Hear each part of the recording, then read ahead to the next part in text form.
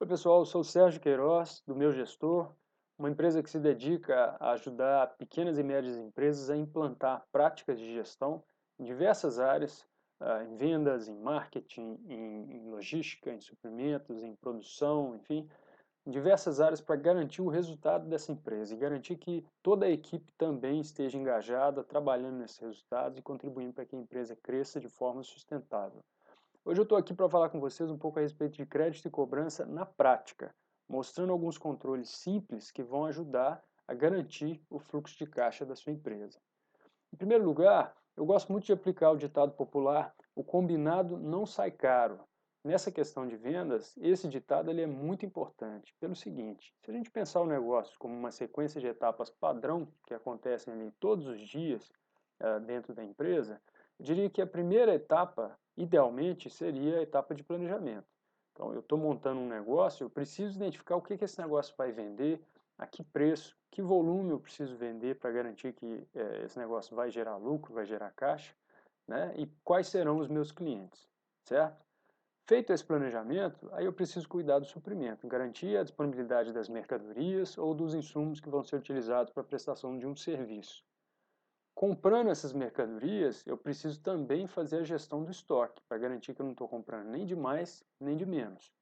E aí, se comprar de menos, vai faltar. E falta de produtos, acreditem ou não, é um dos grandes motivos que prejudicam as vendas em pequenos negócios.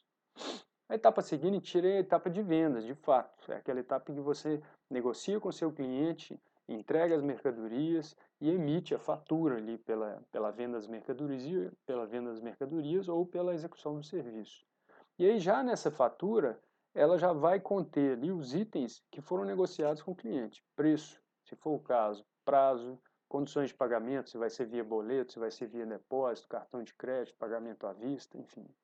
Então essa fatura ela representa ali a conclusão do negócio, ela formaliza o negócio, o que foi combinado com o cliente. E a etapa seguinte seria a etapa de cobrança, ou seja, você garantir que a entrega da mercadoria ao cliente, a entrega do serviço ao cliente, ela é quitada com o pagamento desse serviço, dessa mercadoria pelo cliente. E isso precisa ser verificado todos os dias. O fluxo de caixa tem que ser igual a banho, é diário. Diário pelo seguinte: se você deixa para verificar o fluxo de caixa ou o recebimento dessas vendas uma vez por semana, muito provavelmente você vai deixar para quando tiver mais tempo, estiver mais tranquilo no escritório. Isso é muito raro.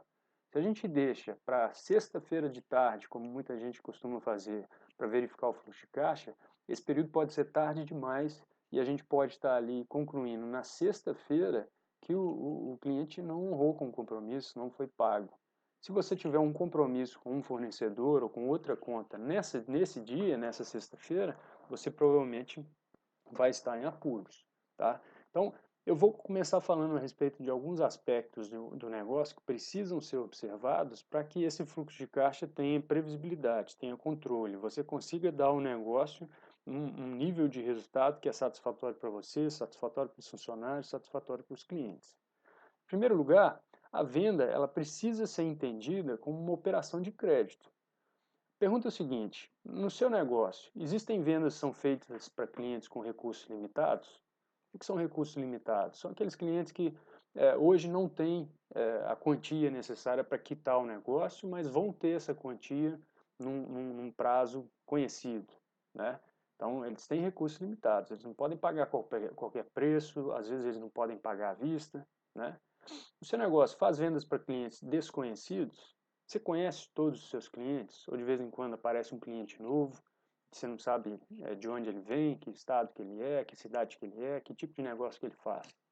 O seu negócio faz vendas a prazo, né? Você costuma vender tudo à vista, no dinheiro ali, ou tem algumas vendas que você vende a prazo, parcelado, seja no boleto, seja no cartão de crédito, enfim.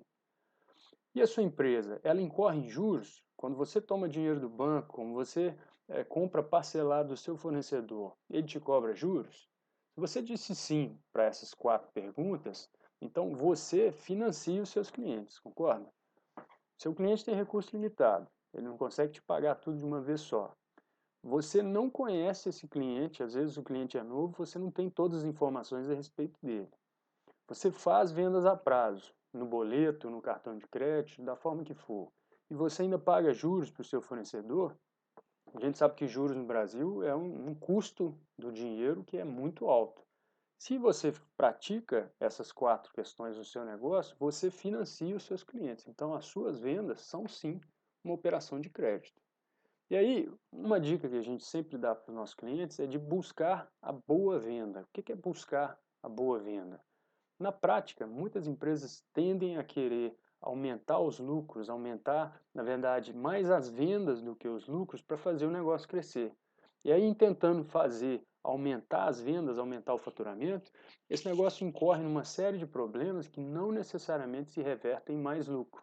Às vezes se revertem em mais trabalho, mas não se revertem em mais resultado para o dono. Por que elas não se revertem em mais resultado para o dono? Em muitos casos, esse aumento de vendas vem ao custo de preços menores. A empresa começa a praticar preços menores, dá mais descontos para ela propiciar ali para o cliente um benefício maior e fazer com que ele compre mais. Isso nem sempre é bom para a empresa. Na verdade, na maior parte dos casos, isso não é muito bom para a empresa. Buscar a boa venda nesse caso seria praticar um preço de acordo com uma meta de lucro do negócio. Ou seja, se você não tem uma meta de lucro ainda, é preciso que você defina para o seu negócio. Caso contrário, você está trabalhando às cegas. O que é estar trabalhando às cegas? É importante você se fazer a seguinte pergunta: você trabalha para o seu negócio e ganha X. Se você trabalhasse para uma outra empresa ou para alguém de carteira assinada, de que forma seria? Que resultado que você teria? Como está esse resultado em comparação com o que você tem hoje? É importante você fazer essa análise, essa verificação, para você não trabalhar demais sem ter um resultado que compense esse trabalho. O preço é a remuneração desse trabalho, é a remuneração da sua mercadoria. Então você não pode ficar abrindo mão de preço o tempo inteiro só para fazer o negócio crescer, sob o risco que você está comprometendo o seu lucro aí e seu resultado no longo prazo. Ainda dentro de buscar a boa venda, é preciso praticar prazos dentro de um limite sustentável do seu negócio. Em outras palavras, se você tem prazo com seu fornecedor, se você tem prazo para pagar o banco, eventualmente um capital de giro que você tomou emprestado, se você tem prazo para quitar suas contas todos os meses, principalmente folha de pagamento, aluguel, conta de luz, de água, enfim, você não pode sair dando ao seu cliente prazos muito maiores só para também viabilizar o aumento das vendas. É preciso que você pratique prazos sustentáveis. Que prazo que seria esse? Normalmente, um prazo adequado, ele é tão grande quanto o prazo que você consegue com o seu fornecedor. Se você está dando ao seu cliente prazo muito maior do que o que você tem com o seu fornecedor, você está financiando o seu cliente, provavelmente esse financiamento está saindo muito caro, essa venda não está sendo tão boa. Então, se o cliente pediu desconto, está querendo reduzir muito o seu preço, se o cliente pediu desconto e ainda está pedindo muito prazo, talvez seja mais adequado não fazer essa venda, porque essa venda pode estar colocando o seu negócio em risco. O seu objetivo é deixar o cliente satisfeito. Não adianta você baixar o preço, dar a ele prazo e depois você ficar correndo atrás dele para ele pagar, porque ele demorou, porque ele atrasou, você ficar ali se indispondo com ele, ou toda vez que ele compra você começa a argumentar dizendo que mas não dá para dar o desconto, enfim. O cliente precisa ficar satisfeito? Precisa, mas você também. Senão o seu negócio não é sustentável. Seu negócio não vai sobreviver no longo prazo. E o próprio cliente vai ficar sem o seu produto, sem o seu serviço. Então é importante buscar preço sustentável, prazo sustentável para você ter um cliente sempre satisfeito. Se você conseguir fazer isso, se você conseguir gerenciar essa pressão do mercado, você também garante uma equipe satisfeita. E uma equipe satisfeita trabalha muito melhor, porque ela sabe o que ela deve perseguir, ela sabe que ela tem que respeitar alguns limites do próprio negócio. Essa questão de prazo está diretamente ligada nisso, a questão de preço está diretamente ligada nisso. Então, buscar a boa venda é uma combinação desses fatores. E aí, da busca da boa venda, a gente precisa identificar quais clientes podem parcelar suas compras e quais clientes precisam ainda construir uma confiança dentro do negócio. Lembrando que venda é uma operação de crédito. Então, nem sempre você vai conhecer 100% das informações dos seus clientes. Você não pode chegar de cara em um cliente fazer uma compra grande e você já parcelar para eles a perder de vista infinitas prestações, sendo que você não tem todas as informações do passado desse cliente. Aí na tela eu estou colocando um exemplo de uma tabela de limite de crédito, né? para ser praticada aí com os clientes de acordo com a frequência de compra de cada um deles. Se o cliente está comprando pela primeira vez, talvez seja mais adequado você cobrar uma parcela à vista significativa dele, para gerar nele o compromisso de honrar aquele compromisso com você, né? Então ele já depositou ali uma parcela significativa daquela compra, a possibilidade dele abrir mão daquilo, né? Principalmente se você vai se dedicar a produzir para o cliente ou executar um serviço, se o cliente decidir lá na frente, pô, não quero mais, não vou pagar, né? Se você fizer ele na primeira vez de compra, você fizer com que ele deposite uma parcela significativa à vista, você já reduz o seu risco, né? E aí você evolui o crédito para esse cliente à medida em que ele aumenta a frequência de compra com você. Numa segunda compra, talvez você já possa reduzir o percentual à vista e aumentar a quantidade de parcelamentos. Numa terceira vez, idem, você pode reduzir o percentual à vista e aumentar a quantidade de parcelamento, mas é preciso construir essa confiança. E aí, assim, na prática, esse cliente, estando na primeira, na segunda, na terceira vez, pode ser que ele incorra em alguns atrasos. E é preciso também definir o que você faz com esses atrasos. Se ele incorre em atrasos ocasionais ou atrasos, questões simples de restrição de crédito, talvez seja uma questão tranquila, dar a ele um prazo a mais, mas também reduzindo o seu risco e cobrando um percentual maior à vista, né? Se o seu cliente tem uma questão de inadimplência forte, ele está sempre atrasando, ou ele está inadimplente e não está conseguindo honrar os compromissos em dia, o ideal é fazer com que ele continue comprando com você, mas à vista. Se esse cliente está inadimplente e ele pede prazo, ele está querendo que você financie mais uma operação dele. Se você tiver caixa disponível e tiver garantias outras, né, que ele vai honrar esse compromisso, é uma decisão sua, mas o menos arriscado seria tentar uma venda à vista para esse cliente. Enfim, é importante ter um tratamento já definido de acordo com o nível de informação que você tem a respeito do cliente. Se ele está na primeira compra, é preciso decidir que possibilidades você vai dar a ele.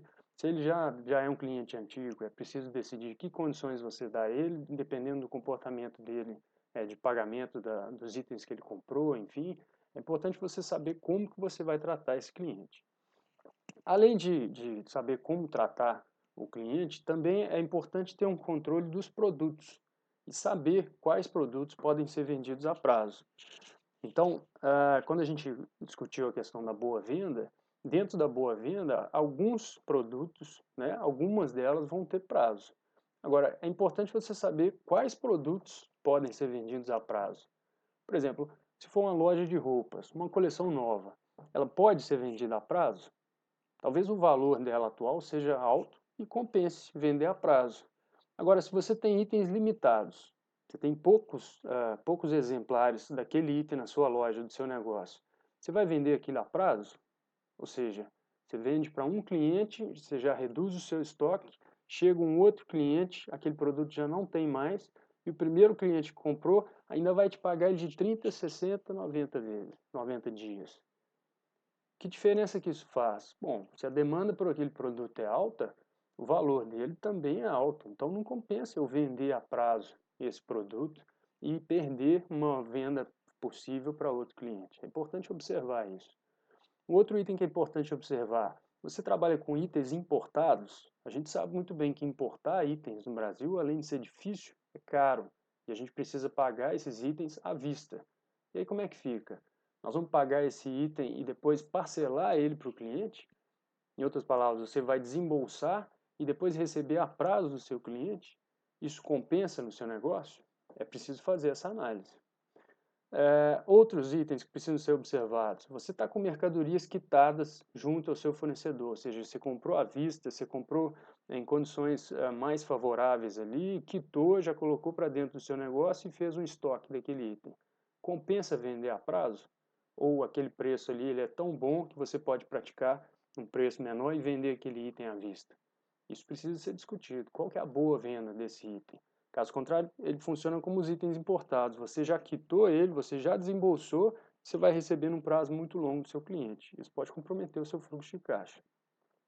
Além deles, Alguns itens que sejam intensivos em mão de obra, por exemplo, em fábricas de equipamentos, que têm um prazo de produção maior, 2, 3 meses, serviços que demoram 1 mês, 2 meses para serem executados, é preciso ter em mente que esses serviços consomem seu caixa, com folha de pagamento, com custos fixos, enfim. Esses itens podem ser vendidos a prazo? Qual que é o prazo máximo que você pode dar para esses negócios sem comprometer o seu fluxo de caixa? É importante observar isso. E aí, dentro da boa venda e principalmente dentro da questão de prazo, é preciso observar quais prazos o seu negócio pratica hoje. 30, 60, 90, padrão? 30, 60, 90 e 120? Existe uma prática no mercado que é muito comum e ela é muito simples, traz um resultado significativo para o negócio. Ao invés de praticar 30, 60 e 90, por que não 28, 56, 84 e assim por diante? Ou seja, mas qual é a diferença? Quando você pratica o 28, 56, 84 e múltiplos de 28, você está garantindo que uma venda que você fez em um dia de semana vai cair o vencimento dela também em um dia de semana. Se você faz a 30, 60 e 90, existe a possibilidade dessa venda cair num fim de semana. E isso pode alongar o seu prazo em 2 até 3 dias.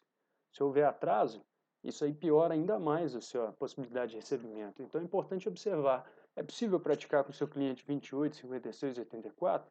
Isso vai te beneficiar muito, vai te reduzir aí o prazo em 2, 3 dias. E isso é importante no dia a dia do seu negócio, principalmente se for um de giro rápido, né?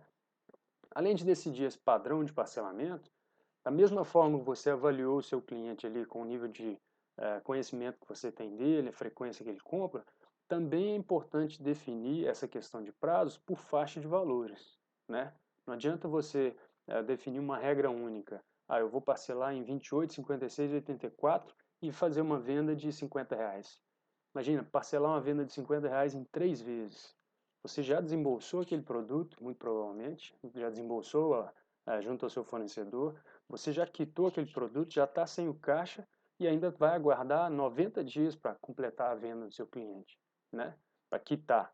Na tela aí eu coloquei um exemplo de uma tabelinha que mostra por faixa de valor que tipo de parcelamento que pode ter, que tipo de desconto que pode ter aquele produto, se é que pode ter algum desconto, se é que pode ter algum parcelamento, tá?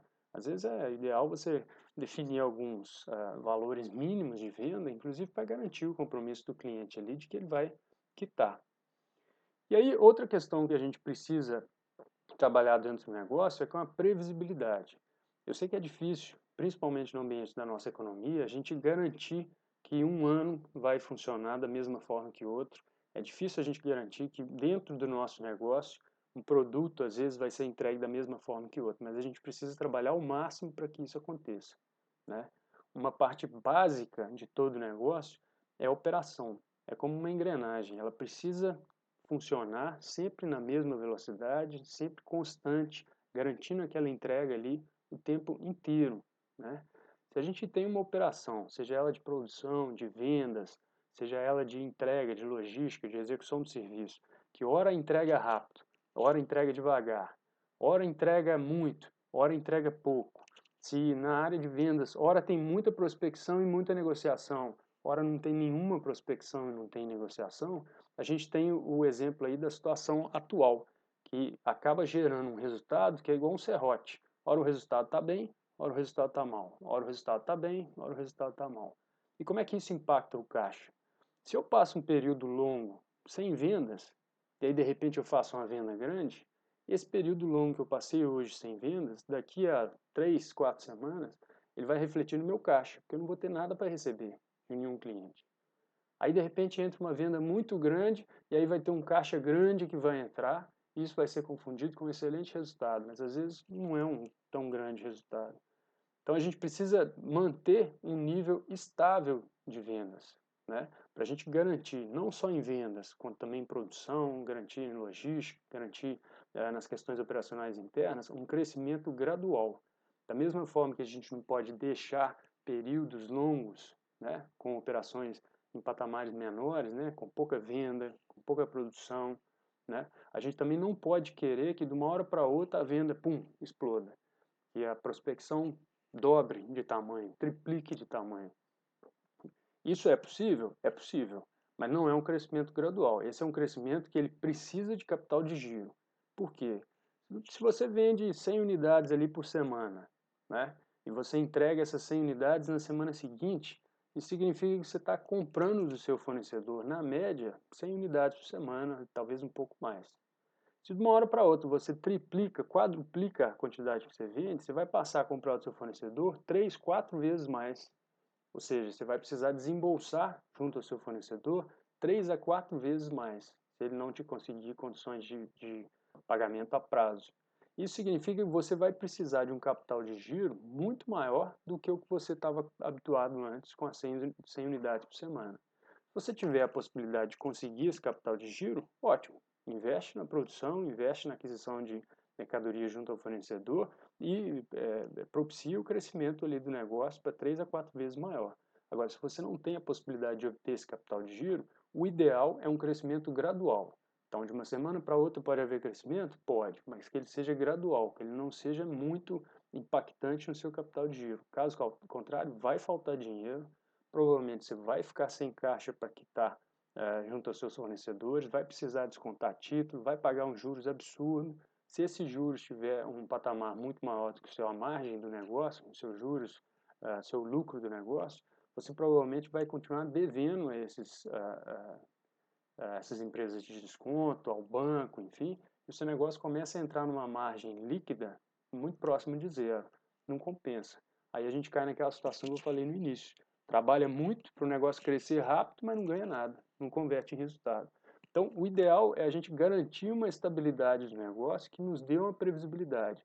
Eu sei a minha capacidade de venda hoje, eu sei a minha capacidade de entrega, eu sei quanto isso me custa, eu sei quanto que isso vai precisar de recurso financeiro, de capital de giro, e eu consigo me programar e manter esse negócio funcionando. É a etapa de planejamento que eu citei lá no início.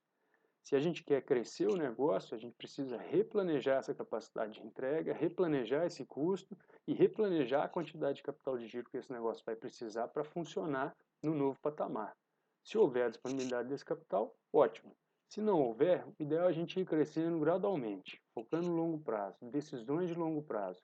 Eu não quero crescer de um mês para o outro muito, mas eu quero manter minha empresa no mercado sempre e constantemente crescendo para ela ser bastante longeva, para ela durar aí 30, 50, 100 anos. Então, o ideal é a gente trabalhar com essa previsibilidade. Essa previsibilidade, ela também influencia na questão do fluxo de caixa. Se eu sei hoje como o meu negócio funciona, eu consigo ter um nível de controle das informações, eu consigo fazer um registro dessas informações de forma estruturada. Quando eu registro as informações de forma estruturada, tanto de vendas, principalmente as vendas a prazo, quanto dos gastos, né, folha de pagamento, custos fixos, despesas com fornecedores, eu consigo organizar muito bem as informações de entradas e saídas realizadas do passado e entradas e saídas previstas, ou seja, aquilo que ainda vai sair no futuro e aquilo que ainda vai entrar no futuro. Eu tenho dois exemplos de controle aí na tela, sendo um manual com planilha de Excel e outro exemplo mais automático, um sistema baseado em web, tipo ERP.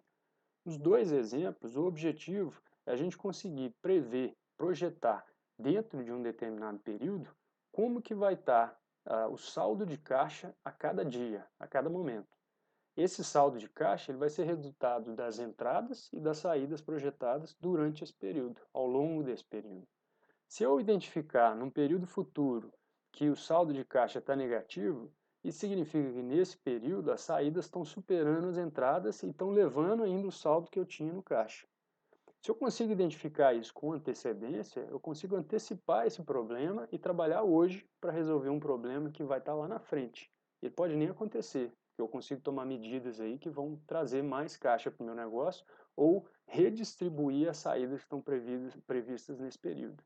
Agora, se eu deixo para controlar o caixa só uma vez na semana e só para regularizar o caixa que já foi, as entradas e saídas que já foram, é como se eu estivesse conduzindo o meu negócio olhando no retrovisor. Eu não vou antecipar o problema, eu só vou descobrir a hora que ele já aconteceu, a hora que a bomba já explodiu. E aí, muito possivelmente, vai ser muito mais difícil arrumar a caixa. Em alguns negócios, é preciso ter muita atenção. Essa questão de cobrança ela é importante. Por mais que os clientes paguem em dia, atrasos acontecem, desequilíbrio de caixa acontecem. A cobrança, principalmente a gestão das entradas da cobrança, precisa acontecer diariamente. Já vivemos exemplos aqui em que clientes deixaram de cobrar dos seus clientes e esses clientes não estavam pagando simplesmente porque não estavam recebendo boleto, ou esqueciam, ou o boleto se perdia dentro do processo de pagamento interno do cliente, enfim. E aí a hora que ele ia ver, o caixa dele estava faltando recurso, quando ele ia ver, ele tinha um monte de coisa a receber que estava lá parado e ele pagando juros para fornecedor, juros para banco e principalmente deixando de fazer uma eventual retirada que ele tinha programado para o negócio. Uma coisa importante dentro dessa questão do controle das informações de forma estruturada é vocês entenderem o seguinte: o contador da empresa, principalmente do pequeno negócio, ele não trabalha para o governo. Quem paga a mensalidade deles é você, é o dono do negócio. E ele fornece informações que são muito úteis, elas são muito mais úteis do que simplesmente aqueles boletins de pagamento de impostos mensais que as empresas recebem, principalmente o pagamento do Simples Nacional no dia 20, que é uma pancada, né? Então, o contador, ele consegue te passar informações apuradas que te ajudam muito a entender o comportamento do caixa. Quer ver o exemplo? O contador ele consegue fazer a apuração do seu balanço patrimonial, né, que consta lá o ativo e o passivo, e a partir das informações do ativo, você consegue ter uma noção se você está praticando prazos em excesso com o seu cliente, né? Então, se você notar lá uma conta chamada contas a receber, ou às vezes chamada de clientes, e ela tiver muito grande, se ela tiver em excesso, isso aí pode estar consumindo o seu caixa e você tendo que tirar dinheiro de tudo quanto é lugar, do seu bolso, pedir emprestado, seja no banco, seja para alguém, renegociar com o fornecedor os prazos, enfim. Então é preciso observar essas informações apuradas para a contabilidade para a gente garantir um equilíbrio. Qual que seria um equilíbrio? Uma forma simples de avaliar essa questão do contas a receber está aí nesse cálculo da tela que reflete o PMR, o prazo médio de recebimento, né? Se a gente pegar as contas a receber e dividir pela média de vendas mensal, a gente consegue identificar, pô, o meu contas a receber, o que eu tenho a receber dos meus clientes, aquilo que foi parcelado, representa quanto com relação ao que eu vendo mensalmente? Se o que eu tenho a receber representa 3 vezes o que eu vendo por mês, isso significa que o meu prazo médio de recebimento está muito alto, né? Você vai ter aí um fator multiplicador de quase 3 anos de prazo médio de recebimento aí, se a gente anualizar essa questão. Agora, se o seu contas a receber representa aí 10% do que você vende mensalmente, fica um pouco mais tranquilo. Você não tem um prazo tão grande de receber, vai ser aí no entorno de 30 e poucos dias, 36, 35, 36 e meio, né? Agora, esse fator, ele é adequado a cada tipo de negócio. Tem negócios que precisam de dar muito prazo para o cliente, e esses prazos normalmente são muito altos. Exemplo, construtoras, né? Às vezes até corretoras que comercializam imóveis de propriedade deles mesmo, né? Alguns negócios que têm esses prazos de pagamento muito longos, é normal a gente ter um contas a receber muito grande. Em outros negócios, de bens de consumo diário, enfim, não é tão relevante assim você dar tanto prazo, sob risco que você está financiando o seu cliente aí de uma forma insustentável. Agora, o que vai nos dizer se o contas a receber está no nível sustentável ou não é principalmente a análise desse contas a receber em comparação às condições que você tem junto ao seu fornecedor. Essas condições elas podem ser observadas no passivo do balanço patrimonial. Nesse passivo você tem lá uma conta que chama contas a pagar ou às vezes fornecedores. Se essa conta, contas a pagar ou fornecedores, ela tiver um patamar mais alto do que o contas a receber, isso já indica que você está conseguindo condições favoráveis junto ao seu fornecedor, ou seja, você está conseguindo junto ao seu fornecedor prazos próximos daqueles que você pratica no seu cliente.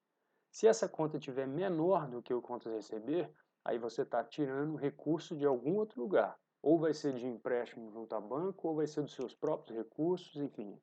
Então, é preciso utilizar essas informações da contabilidade para garantir que você entende o que está acontecendo com o seu negócio. Além dessa questão do balanço patrimonial, o seu contador também é capaz de mensalmente apurar o resultado do seu negócio.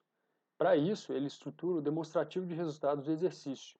Esse demonstrativo de resultados do exercício, sempre apurado em regime de competência, é o que vai te dizer, para cada item vendido, ou para o total de itens vendidos no meu negócio num período X, um mês, nos últimos 6 meses, no último ano, qual foi o meu lucro, o resultado econômico, né? Se eu tenho ali 100 mil em vendas, eu tive custo de mercadorias de 30 mil e eu tive outras despesas gerais de 50 mil, meu lucro provavelmente vai estar em torno de 20 mil, né? Se eu tenho ali 30 mil de custo, mais 50 mil de despesas fixas, e isso soma 80 mil, 100 mil de vendas menos esses 80 mil, tem um lucro aproximado aí de 20 mil.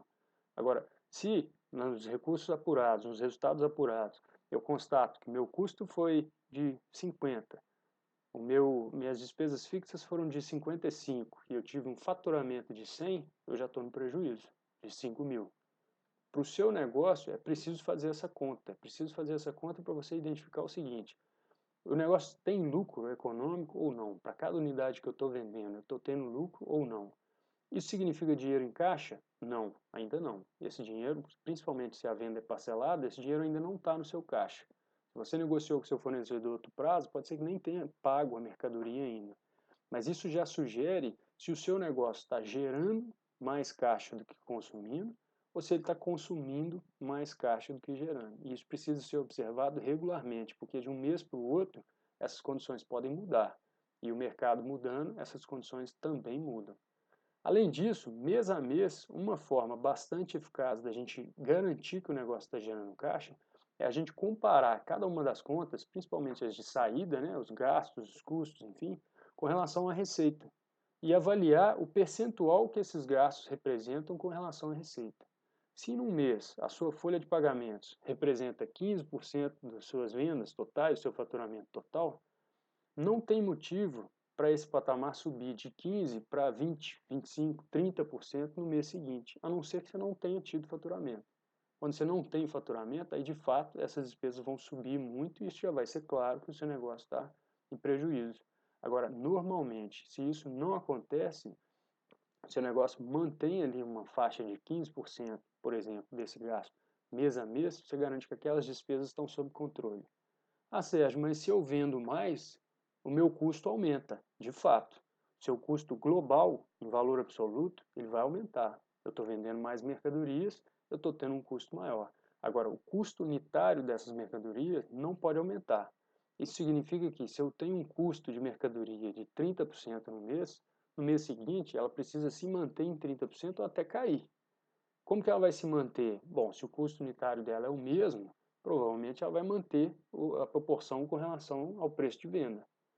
Como que ela cairia? Se ela cair, significa que ou você teve uma eficiência melhor no negócio, consumiu menos matéria-prima, levou menos tempo para fabricar aquele item, ou você conseguiu negociar com seu fornecedor preços melhores e aí o custo dessa mercadoria caiu, favorecendo aí o resultado do negócio, aumentando sua margem de lucro. Mas para resumir, essa questão precisa ser também avaliada regularmente e as informações do seu contador te ajudam muito nesse sentido, para você garantir que cada uma das saídas, cada uma das despesas, dos custos, enfim, estão representando um patamar contínuo, constante, aí de período em período, de mês em mês, de ano em ano, enfim. Isso é fundamental para garantir que o seu negócio funcione dentro de possibilidades sustentáveis de geração de resultado. Feita a venda, é imprescindível que ela seja controlada até a quitação. Não adianta vender e depois esqueceu. Bom, vendeu, estou tranquilo, já vendi, bati minha meta. Não, não é assim. Ela precisa ser controlada até a quitação. E aí, para isso, é imprescindível registrar e acompanhar as datas de cada uma das vendas, né? Essas datas normalmente vêm registradas nas faturas, nas notas fiscais. Então, no exemplo aí está ressaltado a área da nota fiscal onde normalmente vêm registradas aí as informações de recebimento, né? Data de vencimento de cada um dos compromissos feitos com o seu cliente. O seu cliente tem aquelas datas ali para pagar as contas com você. Essas datas, elas precisam ser controladas sempre, dentro de uma planilha, dentro de um sistema ERP. Esse sistema ERP já vai gerar ali o farol verde ou vermelho, se o cliente pagou no prazo, farol verde, se o cliente está pagando com atraso, farol vermelho. O importante é que isso seja controlado sempre. E aí, uma das formas de controlar é definir um responsável para fazer isso.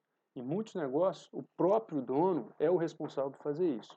E ele acaba deixando para a hora que dá. Aí a gente fere aquele primeiro princípio de que fluxo de caixa deve ser diário. Então, se houver a possibilidade de transferir essa responsabilidade para um funcionário e garantir que ele faça isso diariamente, aí sim está implantada uma rotina de cobrança, uma rotina de controle das contas a receber, que vai garantir que você está sabendo ali qual caixa que está entrando conforme esperado, qual que não está entrando conforme esperado. Dentro dessa rotina, é importante a gente saber quem cobra primeiro, recebe primeiro. Principalmente se você trabalha num mercado muito disputado, se você trabalha com clientes que estão com giro muito dinâmico, com dificuldade de caixa, se você deixar para cobrar e deixar para cobrar quando tiver tempo e acabar cobrando depois de outros fornecedores do seu cliente, o seu cliente provavelmente vai priorizar o pagamento desse outro fornecedor e depois ele te paga. E aí você acaba incorrendo nesse custo aí, lembrando que você está financiando o seu cliente. Uma outra prática que ela ajuda bastante na questão de cobrança e que ajuda a evitar prazos é antecipar a cobrança. Ou seja, eu sei que um boleto do meu cliente vai vencer daí a 7 dias, eu já posso enviar para ele um lembrete. Oi, fulano, esse e-mail é para te lembrar de que o seu compromisso vence daqui a X dias. Por favor, confirme o recebimento dos documentos, da nota fiscal, do boleto, enfim. Se tiver algum problema, por favor, entrar em contato. Né? Isso antecipa qualquer tipo de problema. Então, se o cliente tem a possibilidade de perder lá o boleto no processo de pagamento, ou se ele não recebeu a nota, você está dando a ele a oportunidade de falar, não recebi nota nenhuma referente a essa cobrança. Manda para mim a cópia e eu vou pagar isso no dia. Né? Ou o cliente pode virar e falar, ó, no dia tal, como eu tinha combinado, eu não vou ter o recurso. Então, eu preciso que você reprograme esse pagamento para a gente conseguir honrar isso de uma forma tranquila. Se o cliente atrasou, alguns atrasos podem ser normais, tá? Apesar de serem normais, eles precisam ser gerenciados. Então é preciso que esse controle tenha ali todas as informações para garantir que está tudo sob controle, está tudo sendo gerenciado. Caso contrário, o cliente mesmo ele vai priorizar algumas questões internas lá, principalmente se ele tiver dificuldade financeira, e ele deixa o compromisso com você para depois. Em muitos casos, ele nem te comunica, nem alinha com você o que está acontecendo. Tá? Então, eventuais atrasos, eles podem acontecer? Podem, mas eles também precisam ser gerenciados. E a melhor forma de fazer esse gerenciamento é estabelecer um calendário padrão de cobrança, como esse do exemplo aí. Então, a gente tem exatamente o que fazer com um dia de atraso, a gente tem exatamente o que fazer com 10 dias de atraso, com 11 dias de atraso, com 12, com 15 e assim por diante. O ideal é a gente adotar, no início, medidas administrativas. Por que as medidas administrativas? Essas medidas administrativas, elas tendem a manter o relacionamento comercial ali com o cliente e nos ajuda a entender melhor o cliente, ou seja, por que ele está atrasando? O que está acontecendo com ele? Posso negociar uma nova data de pagamento?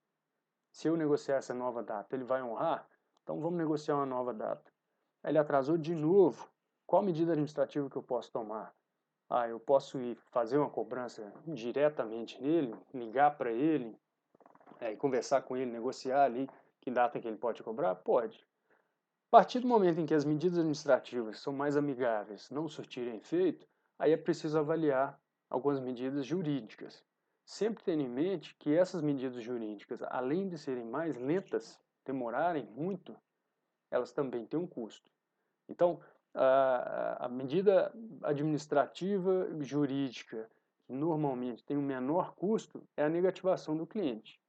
Essa negativação do cliente já dá a ele um alerta, ó, paga, porque esse compromisso precisa ser honrado, e essa negativação, ela tende a dificultar a situação do seu cliente com outros fornecedores.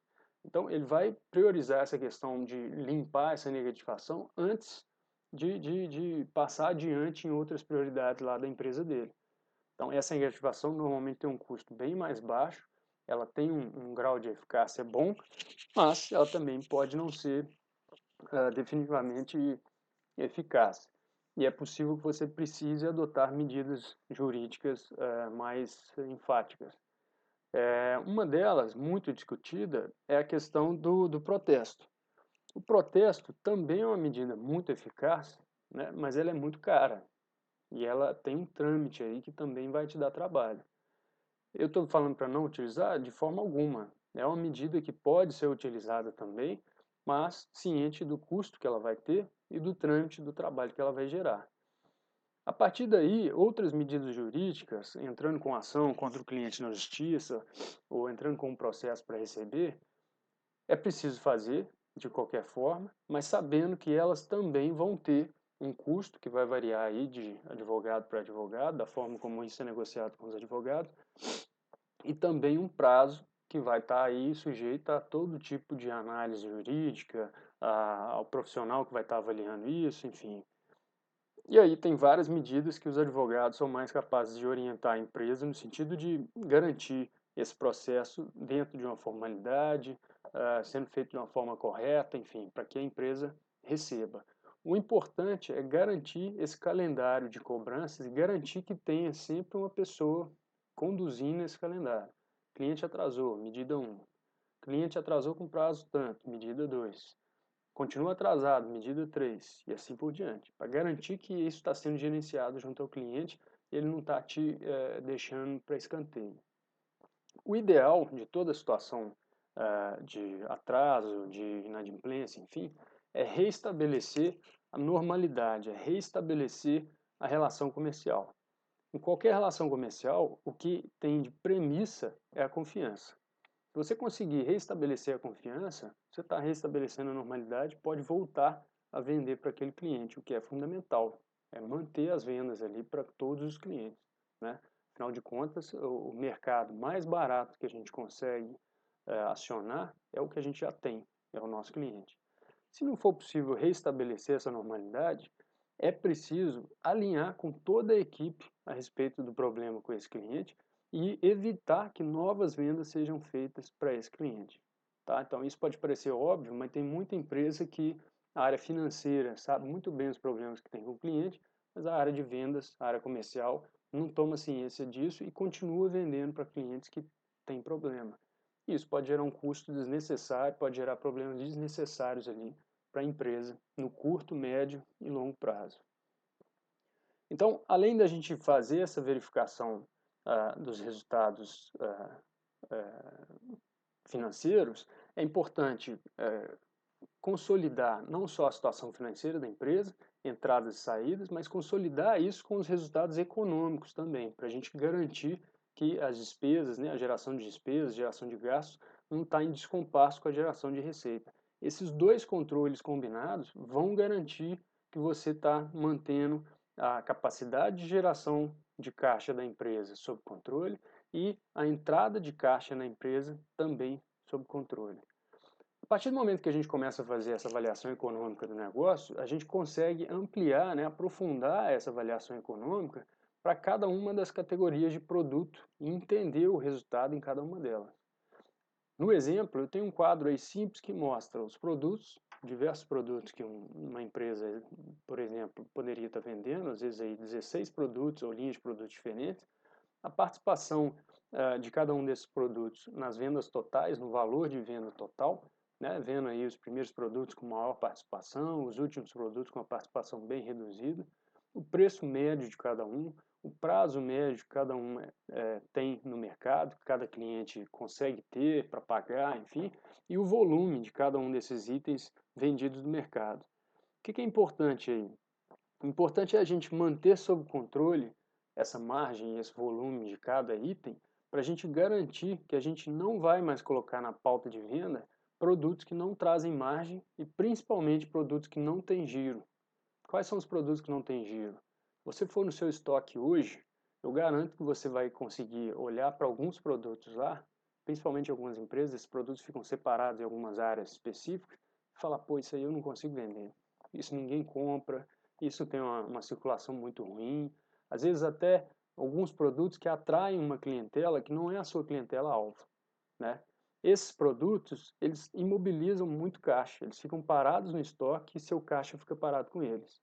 Seu caixa parado com eles, você está pagando juros para o banco, você está evitando tirar a retirada, você está pagando juros para fornecedor, porque você ainda está devendo aquele produto, ele nem foi vendido. Então é importante fazer esse controle e evitar que ele prejudique o seu resultado. E aí, para concluir, o ideal em todos esses casos é a gente identificar no negócio aquilo que é bom do negócio e focar naquilo que o negócio é forte, de forma que a gente produza um ciclo virtuoso para o negócio e que ele gere resultados de forma contínua e crescente, de forma gradual, lembrando. Mas a gente precisa identificar quais são os nossos bons produtos, os nossos bons serviços que viabilizam essa boa venda, que deixam os nossos clientes satisfeitos. Os nossos clientes satisfeitos falam para mais clientes, esses clientes demandam mais produtos e mais serviços.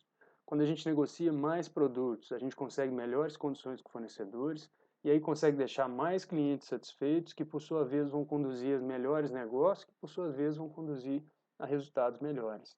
Então, na ânsia de fazer as vendas de um negócio crescer, a gente às vezes incorre em ampliar demais o escopo de atuação daquele negócio, ampliar para produtos que a gente não tem tanta expertise, não tem tanta habilidade, ampliar serviços para questões que a gente não tem tanto conhecimento, tanta técnica, e isso compromete o nosso resultado, porque vai imobilizar recurso em equipe, vai imobilizar recurso em material, e isso pode estar imobilizando recurso que poderia ser utilizado em outros produtos, em outros serviços. Então, foca no que é forte, foca naquilo que o cliente reconhece como sendo uma boa coisa do negócio, foca naquilo que tenha margem, que tenha giro, venda na boa venda, com preço bom, em prazo sustentável e faça a cobrança constante daquilo até aquele item ser quitado, não deixando de lado essa rotina aí pós-venda, porque ela é importantíssima para garantir não só o recebimento desse recurso, que se refere à venda de um bem ou de um serviço, mas também um nível de profissionalismo que é percebido pelo cliente ali, e esse cliente volta, porque ele fica satisfeito da forma como ele é tratado, ele fica satisfeito com o produto, com o resultado, e ele está contribuindo para o seu negócio permanecer no mercado, para ele gerar continuamente bons resultados, ok? Eu espero ter ajudado vocês com essas questões, são bem práticas, são bem simples, elas vão exigir um alinhamento com a equipe, vão exigir a definição de um responsável por conduzir algumas das rotinas, mas muitas das informações que foram citadas aqui, elas já estão disponíveis no negócio sempre. Basta organizar isso e consolidar um controle estruturado para que essas informações não sejam perdidas e essas entradas aí continuem de uma forma tranquila, sem sobressalto, sem surpresa, e o fluxo de caixa seja controlado plenamente, principalmente reduzindo a possibilidade de inadimplência, reduzindo a possibilidade de atrasos, enfim, com medidas bastante simples. Ok? Espero ter ajudado. Se quiserem um auxílio adicional, podem contar com o meu gestor. Nossa empresa está de portas abertas para receber a todos. Ok? Forte abraço e até a próxima.